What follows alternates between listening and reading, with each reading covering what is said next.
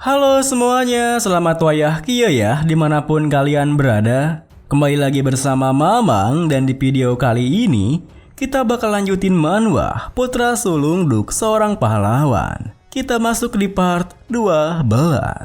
Di awal video ini, sembari diam-diam perhatikan Pangeran Mars di depannya, Aden sendiri berpikir, itu benar, si Mars ini juga terkenal di kehidupanku sebelumnya. Dia dianggap sebagai kandidat terbaik kaisar selanjutnya. Tapi ada satu kekurangan yang dia miliki, yaitu dia seorang maniak pertarungan. Sekarang aku tak bisa menolak usulannya.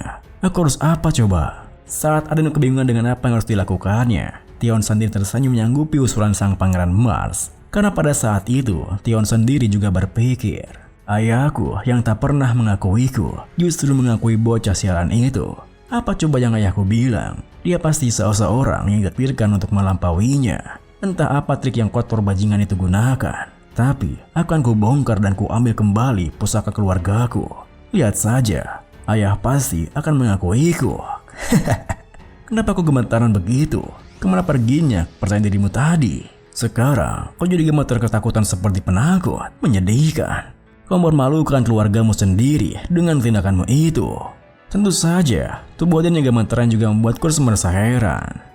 Hey, Dragon Slayer King, kau yakin kau baik-baik saja? Bersama dengan Aden yang juga menyetujui duelnya, Aden sebenarnya menersa girangnya membalas perkataan Curse. Aku jadi kasihan dengan Margrave, tapi ya, mau bagaimana lagi? Aku harus menerima duel ini. Lumayan, aku bisa kasih dia paham. Curse menimpali, kau kelihatan tidak baik-baik saja. Bocah saja sampai kau lawan. Kau itu manusia bukan? Saat kemudian, karena Tion dan Aden telah menyetujui dengan duelnya, para bangsawan di sana pun memberikan sedikit ruang untuk mereka berduel. Lalu, di saat mereka berdua telah saling berhadapan, Pangeran Mars yang duduk di kursinya mengatakan, untuk keamanan, dilarang menggunakan sword aura dan artefak. Kalau begitu, aku menantikan duel yang akan kalian tampilkan. Mendengar hal itu, Tion tersenyum membalas, saya janjikan duel yang terhormat yang mulia. Akan saya buktikan jika seluruh rumor tentangnya adalah omong kosong belaka. Namun, meskipun Tion terus saja memprovokasinya, malah dirinya sendiri yang kepancing emosi ketika Aden menguap sembari bertanya, bisa kita mulai sekarang kah? Seketika itu juga, Tion yang merasa diremehkan menerjang maju berteriak, brengsek, mulutmu itu kurang ajar. Pada saat itu, Tion yang meremehkannya berpikir, petarung amateran ini mengalahkan ayahku. Konyol sekali. Aku jadi tidak enak dengan Pangeran Mahkota, tapi akan kuakhiri duel ini dengan cepat. Namun, alih-alih bisa menerima serangannya pada Aden, Tion dibuat terkejut ketika pedang kayu Aden lebih dahulu mengenai jidatnya, yang membuat semua orang di sana terkejut tak percaya dengan apa yang dilihatnya. Meskipun begitu, dengan tingkah konyolnya, Aden mengatakan, gara-gara kaget, istilah pegang tadi. Kebetulan sekali posisi Ana dekat. Beruntungnya, Sweet menilai kemampuan seseorang dari kebetulan yang tercipta di kesalahan kedua belah pihak kan, menjadikan ronde ini tidak sah. Mendengar perkataannya, Pangeran Mars yang sempat terkejut tersenyum membalas, baiklah, ronde ini kunyatakan tidak sah. Kalian berdua, tolong lebih fokuslah. Sembari bersiap kembali dengan pedangnya, Tion yang belum bisa mencerna apa yang terjadi berpikir, aku lengah, bahkan bajingan sepertinya, pada akhirnya tetaplah seorang knight. Dia baru tahu cara mengangkat pedang. Tapi, tadi itu apa? Wajah menjijikannya itu. Dengan pikiran seperti itu, Tion yang telah kembali ke posisinya berkata, kali ini, saya akan mengerahkan segenap kekuatan saya, Tuan Muda Aden. Aden yang tak serius menanggapinya membalas, ya, maju saja, atau pergi, atau terserahlah.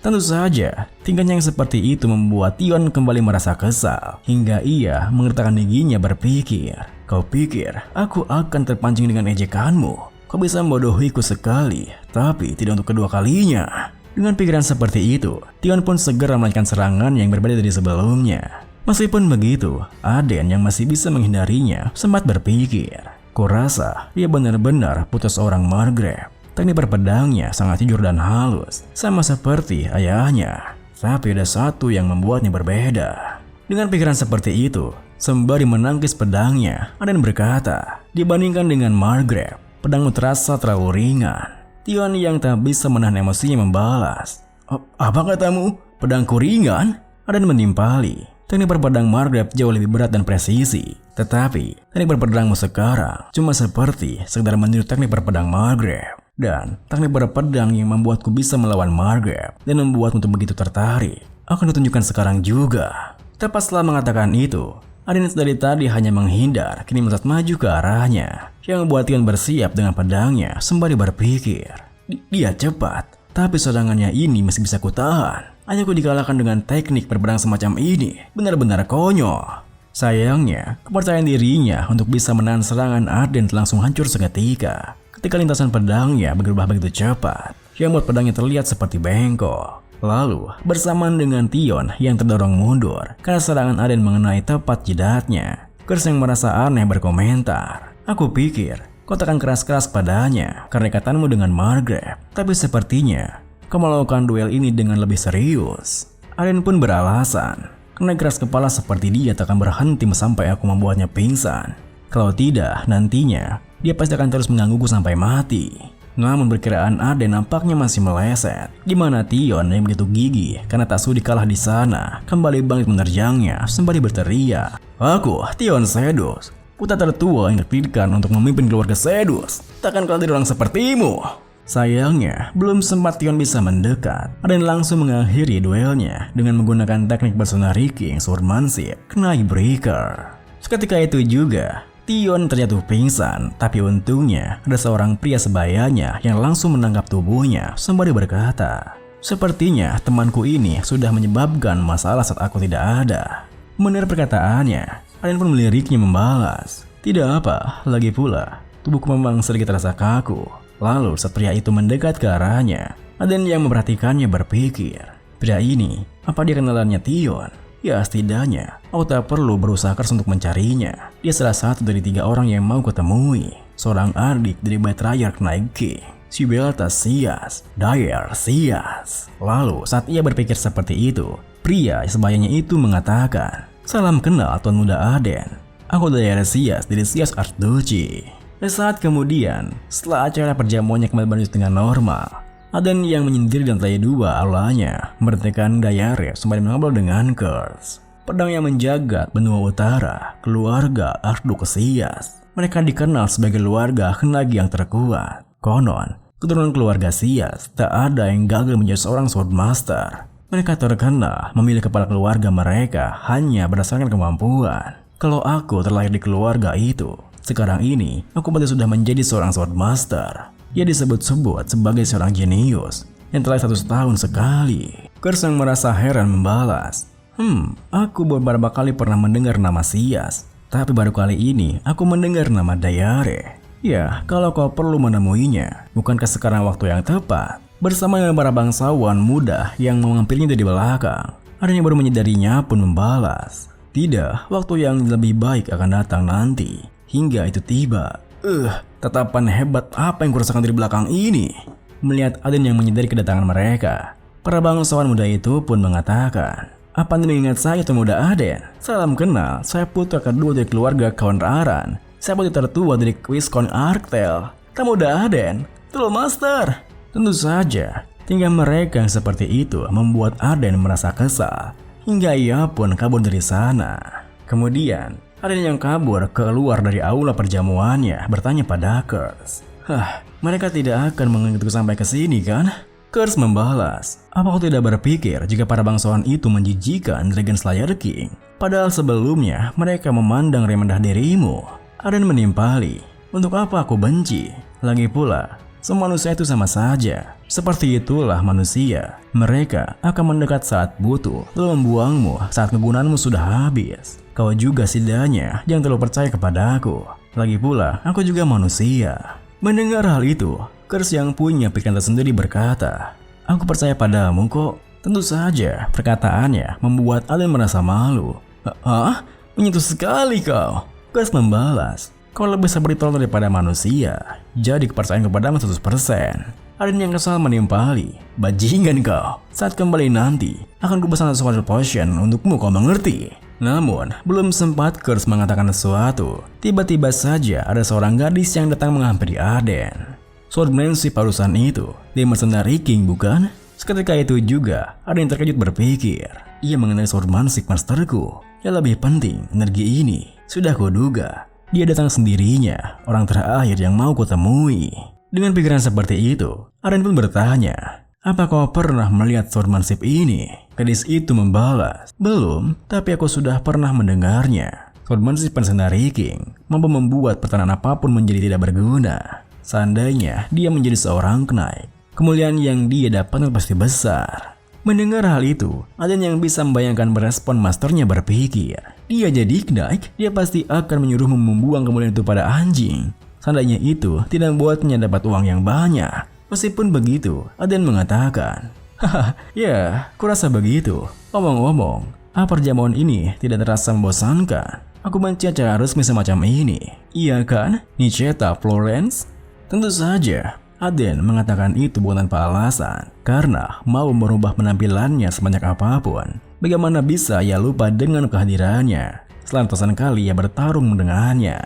Lalu, meskipun sempat terdiam sebentar, karena tak menduga jika Aden bisa mengetahuinya, gadis itu pun menunjukkan wujudnya yang sebenarnya, sembari mengatakan, "Kau sudah tahu ya? Sekarang, biar aku yang baik bertanya, bagaimana kau bisa membangkitkan pedang itu?" Aden yang sudah menduga jika Nicheta akan datang kalau ia membawa Beelzebub tersenyum membalas, "Ya, aku mendapatkan sedikit bantuan dari temanku." Nicheta yang tak percayainya pun langsung mengeluarkan niat membunuhnya, sembari menimpali.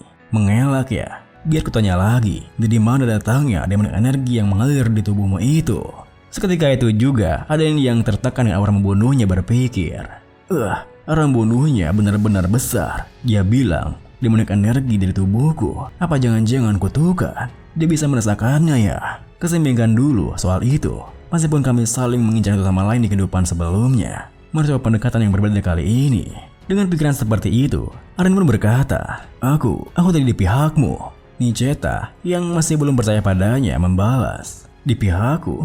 Memangnya, apa kau tahu siapa aku?" Arden menimpali, "Pemimpin faksi moderat Black Mage, Fire of Florence, sang skill perawit, dari keturunan terakhir dari kerajaan Black Mage, kerajaan Florence, kepala organisasi Intel White Moon. Apa masih belum cukup?" Tentu saja perkataannya membuat Nicheta terkejut. Apa? Kau tahu sebanyak itu? Bagaimana bisa?" Bersamaan dengan orang bunuhnya yang semakin berkurang, Arden menimpali, "Itu tidak punya waktu untuk itu. Ada sesuatu yang akan terjadi." Nicheta kembali bertanya, "Berhenti mengelak. Itu pertanyaanku." Namun, tepat setelah ia mengatakan itu, tiba-tiba saja ada sebuah lingkaran magic besar yang muncul di halaman istana. Yang tentu membuat mereka terkejut. Ini Black Magic untuk memanggil undead. Aku tidak menyangka mereka akan membuat situasi kacau ini." Aden yang sudah menduganya membalas, "Seperti biasanya, mereka mengikuti pola yang sama. Black Magic akan berhenti sampai penggunanya dibunuh, bukan?" "Ya, sepertinya kau punya banyak pertanyaan. Tapi pertama-tama, kita urus ini dulu, oke? Kedatanganmu ke sini untuk menangkap kelompok sesat Black Magic Chaos, kan?" Tentu saja perkataan Aden membuat Nicheta semakin kebingungan. Kenapa Aden bisa tahu tujuannya? Dan siapa sebenarnya Aden ini?